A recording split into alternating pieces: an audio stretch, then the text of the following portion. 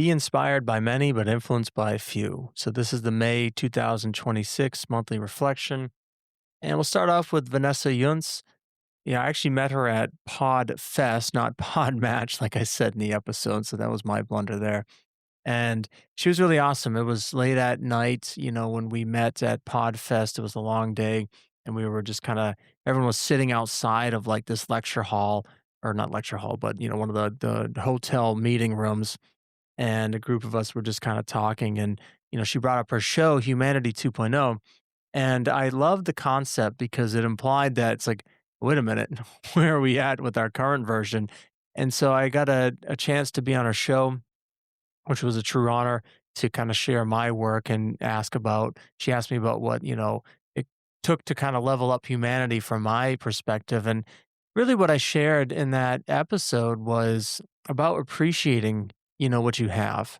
And I know you listeners have heard me say it before, but something that I really value in my day is texting three things to my family. Now we've included my dad and his wife, along with my brother, in this group text of three things that we're just proud of, or three great things that happened to us. And to me, that's starting to build a language around, again, just being appreciative of what you already have. Today, this culture is all about, what do I don't have, right? You need another car, you need another fancy widget for your whatever house, and another stupid Bluetooth connection device that you need, to make your phone run better or whatever. It's just ridiculous, all the crap that we need today. And I'm not saying that I don't like this crap, right? I'm not saying let's go live in the woods and, be something like that. But there has to be, a line that we need to start drawing for people. When is enough enough, right? And so when Vanessa, came on the show, she reminded me, when she was talking through our conversation, that really what we have to practice is being with other people. And I think, like, and I say that because we hide behind our shit. We hide behind our crap that we buy. And, look at people in public. They're on their phones. Like, nobody knows how to be with other people today. You want to talk about humanity 2.0 and the work that sucks to get there? It's get off your phone and go talk to a person. Like, say hi to your neighbor, right? I was outside the other day, and the neighbors will, like, if they see a person coming, they walk inside. We're like afraid to say hello. It's insane to me. And yet people will go on their phones and look for little likes and notifications from other people. And you just have this opportunity to say hello to a person walking down the street. So just practice being with other people. And then this brings us to Richard Spiegel. And, at first, when this agent, reached out to me in message, it was like, oh, I've got an author, he writes fiction, and it's all about vampires. And I'm thinking, oh man, is this really a good fit for the show? And I said to myself, you know what? I'm an author. I know the work that sucks, right? To go into writing books, and, books have helped transform the work that I do. I said, why not? Right? To me, writing is still work, and so when he came on, I actually really enjoyed this conversation. And what I loved about it was, other than the fact that he hates literally everything about, how vampires are written today, because I brought up the whole movie of Nosferatu, and I thought I liked it, but he didn't like it, and that's okay. But anyways, when he was talking about his vampires, he reminded, me, and hopefully you listeners, that when he was depicting these characters in his stories, the vampires put family first, right? Before anything else they did. And it just goes back to what Vanessa was talking about, right? Just like, we live in sort of this like fiction sort of reality today of our online presence and AI and just all these like chat GBT and just all these weird, I don't know what to make of the world, right? But when Richard came on and said, like, vampires value family first, it's like, well, wait a minute. Why can't people value family first, right? You don't have to be a vampire. You can just value your family first. And that was something that, I really liked, and just, I don't know, just resonated with me. So then we had Ed McCarthy, and Ed was really awesome too. We've been having some great conversations back and forth in emails. He wants to start his own podcast, with his, colleague Ken. And, what his story was amazing in the sense that, yes, he survived, thank the maker that he did, was that he never learned the identity of the people that saved him. And so now his work is all about trying to share his message to the point where it can reach the people that literally saved his life. And I think that's really amazing. Talk about like motivation and that sort of intrinsic desire to wake up every morning and just kind of do that work.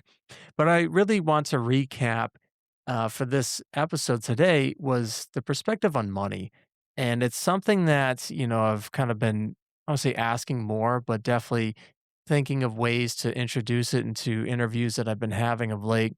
Because let's face it, I mean, money is part of our work, right? We go to work, if you will. That's what we've been trained growing up to make a paycheck, right? To then afford the life that we want to live, whatever that may look like.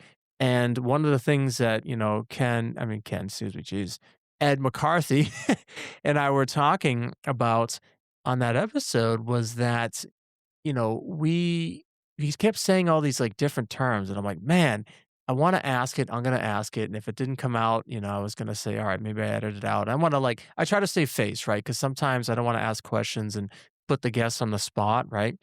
And, when I said, "Have you read Robert Kiyosaki?" I mean, his face just like lit up. It was like he knew he was like kind of just setting himself up so that I could ask him. And he gave us like a nice little recap of Rich Dad Poor Dad. And I just want to kind of take, you through that again because I think it's important when you think about money and, the work that you do. And so Robert Kiyosaki has this quadrant, four squares, if you will, that you can draw on a piece of paper if you like. And on the left side, he says this is what you do to trade time for money. And you have, the person who literally works for someone trading time for money, the employee, and then you have the small business owner, right? Maybe the friend, like my brother actually, who owns his own business. He's got two employees, right? And, himself and one that's I think they call them, tenders when move the stones, help out with that kinda work. And then, the office assistant doing all the payroll and the taxes and all that crap that my brother doesn't like to do, right? He wants to be in the field doing the actual that kinda work. And so, that's the left side of the cash flow quadrant that Robert Kiyosaki, talks about in his book, Rich Dad, Poor Dad where, you trade time for money, meaning that if you go to sleep at night, you're not going to make any money. You have to get up and do that thing again. You have to move the rocks. You have to send the emails. You have to, whatever it is, that kind of work is. And then he says, okay, well, there's another way to make money as well. And that's to be on the right side of the cash flow quadrant where, you have big business where you're the employer. And then you have, investments.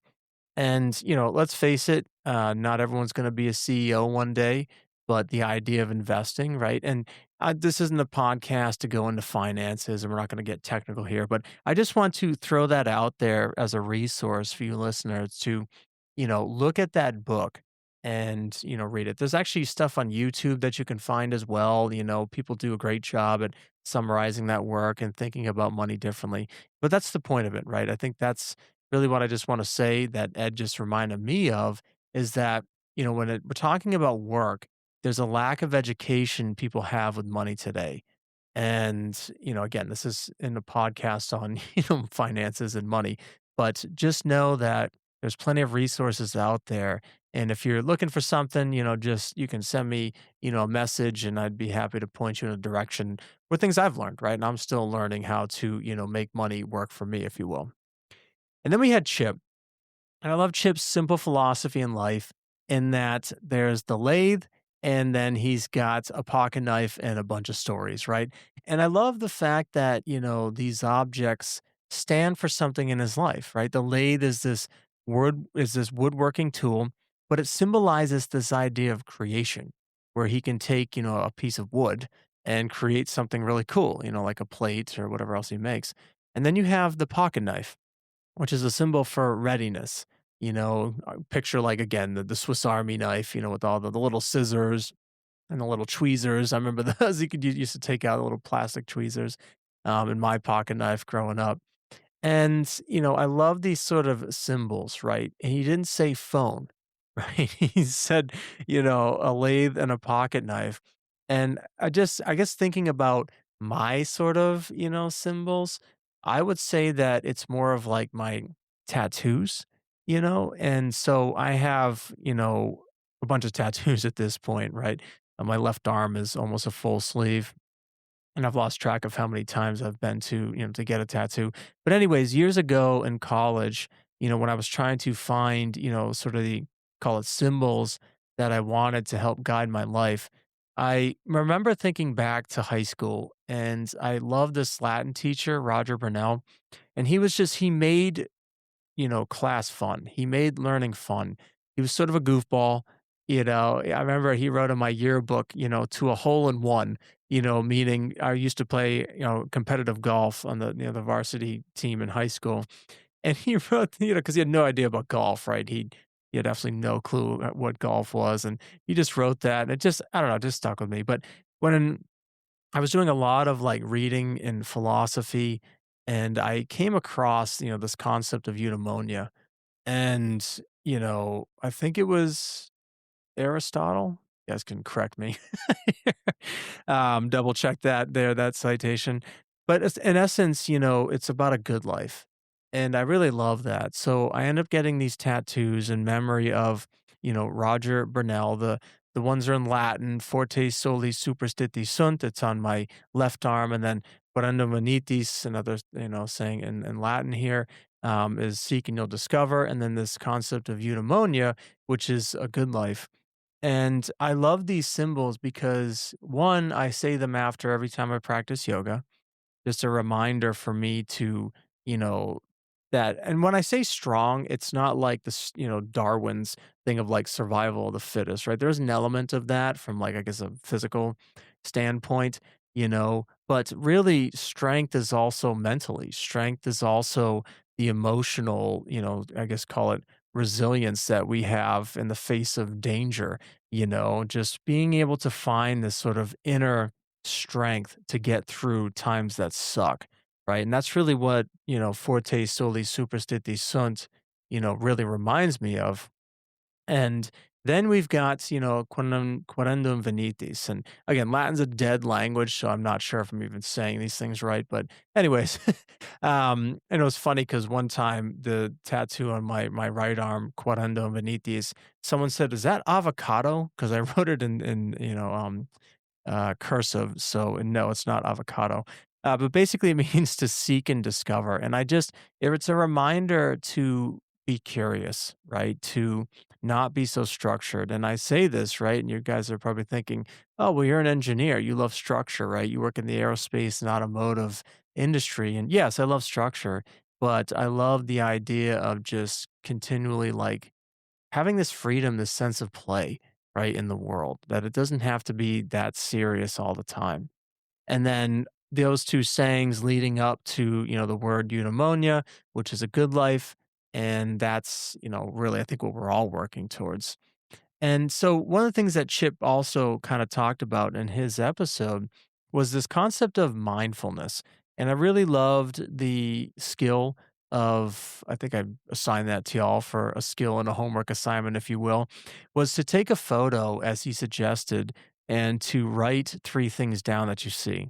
And then with that same photo, write 3 more things down and write 3 more things down. And that's such a great exercise, in the sense of like, you're starting to look at the same thing a little differently, right? There's that whole idea of seek and discover, right? You're trying to just be open to the fact that there might be something else still there, right? That there's still, you don't have all the answers. Maybe you get a little creative, and think about, if you're looking at a photo, like where was that person? Maybe it's a painting. Maybe it is a photo. Did the person take that photo? Where were they standing? How were they standing? What was the camera they were using? And so the idea is that is to get more detailed in how you look at life. And I really like that sort of reminder, that very practical exercise for mindfulness. And then we had Jay Setchell, who literally had like over 70 surgeries. That guy was the man. And it was a Marine Corps. And he never gives up. And I think the thing that I liked a lot, and I edited out of the episode, was that, he was in his, wheelchair and was doing a great job with the interview. And his wife was like, come in. He'd like, "Okay, oh, it's okay. Like, take the dog out or something." And he'd be like, "Okay, okay, what we're talking about." I just love the fluidity of his conversation. You could just tell that he just lives his life just sort of epically, right? He's not, he's, I just loved it. And one thing he called it, I think the like microwave society. And people want things quicker than ever, right? You put something in a microwave, you get your meal done in 1, 2 minutes. Probably most of it is probably shit, that you're reading for the most part. And, but Jay reminds us that it's this being it's this idea of slow and steady, right? That's really going to win the race, right? We go back to Aesop's fable of, the tortoise and the hare. And, the tortoise is slow and steady, right? And the hare's jumping ahead and getting probably with a phone and running off the trail and taking a nap and whatever. And the tortoise crosses the finish line, before the hare does, even though everybody's placing the bets on the hare for winning. And, look at Jay, 73 surgeries, right? And he's still slow and steady, doing awesome work, talking about little business ventures that he's still doing. He basically, is very constrained to a wheelchair. I forget what hand he could pretty much move. We were like, we did a little salute at the end, honoring his, service. And that's kind of how he, greets and, leaves people as well. And he said, "All I can really do is move this, like, one hand." And that's crazy, right? We think that we have limitations in our life, and some of the guests, on the show that have had these sort of really life-changing experiences, yeah, I can only imagine, right? First, like, "Oh, this really sucks. How can I do anything?" But then they find a groove. Then they just find this purpose. And like, imagine, yourself as a listener. Like, yes, you might think you have a limitation, but I encourage you, be inspired by someone like Jay Setchell and just say, wow, okay, like I have this limitation. It sucks. It's not ideal, but it doesn't mean it can stop me from what I'm doing. And then talk about our last guest, right? And Bobby Barrington, being in the wrong body, for 59 years, was identifying as a man, but really believed, she was a woman. And I just think of like, first off, the amount of courage, right? And the amount of confidence it took to really come out and say that, right? And especially in a society today that's very like we're pretty harsh, right? And I guess going back to Vanessa's thing, like humanity kind of sucks. Like we kind of shit on people because we think that they're like inferior or whatever, and have all these stereotypes and labels. And it's really kinda sad because people are just trying to figure out their life, like, it's hard, like, this shit is hard living on this rock in space, like, trying to figure out why our body temperature is happy at 98.7 degrees Fahrenheit, on this perfectly, made climate for us on Earth, right? We can't live on Mars, we can't live on Pluto, and so my point is, like, life sucks, it can be hard. And Bobby just really showed to me of or just reminded me the importance of like being true to who you are. And you can see like what it did. Again, I don't think if she was looking back and be like, okay, I had kids, I was married. Yes, they weren't the ideal things that she wanted, right? I don't think she totally regrets those things. But imagine, I can only think, imagine for her if she was herself, if you will, throughout all those experiences, right? What life would have looked different for her. And I guess the takeaway for you is what are you holding back, right? What are you afraid to express, to show, in the world that people might be like, "Oh, well, why are you dressing that way? Why are you acting that way? Why are you saying things like that?" And again, I just look at those things from other people as just projections of, I'm going to say, their own insecurities, right? And I think it's, the work of going inward is very hard, right? No one can sit still today.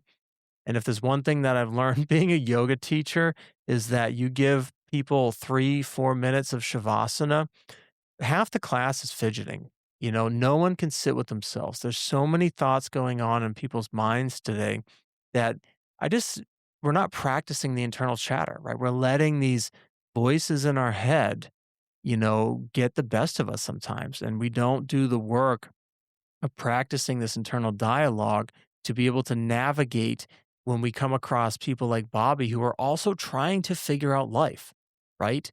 She wasn't sure of who she was for the longest time.